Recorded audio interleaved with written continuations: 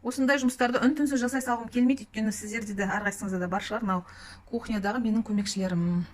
Жай уақытта жай жуа салам, бірақ 15-20 күн ішінде осылай бір рет мистик порошокқа салып аламын. Өйткені дақтарды, иістерді, мынаны қараңыздаршы, түрі бәрі өңіп кеткен, мынаның қазір сеп-сері болып. Барлық несін көрсете алмайды енді экранның кемшілігі. Қазір осының барлығын мистик порошокқа саламын. Мистик порошок өзі фокус жасайды бұлармен. Столовая ложка. Ана осылай себем. Сақырлап қайнау керек су. Соны қазір құям. Сақырлап тұрған суды құйдым. Мына жерде көпіріп процесс жүріп жатыр. Слишком аз, слишком көп салмаңыздар, өзі жеткілікті дозамен, бірақ самое главное суды қайнатыңыздар. Көп адамдар ерініп то титаннан, то краннан деп пайдаланады да, ешқандай эффект болмай қалады.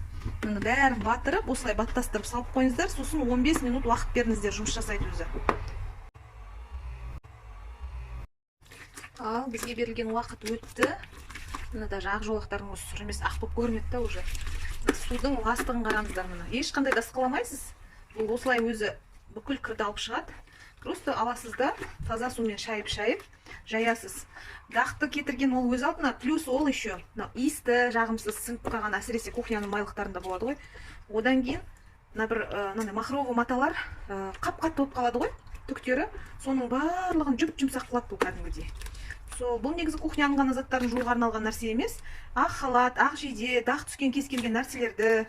Мен балалардың киімдерін жуам осылай. Ақ орамалдарды жуам. Қазір мен цветной емес, ақ орамалдарды алуға қорықпаймын, өйткені осындай мистик бар. Хабарласыңыздар, алыңыздар.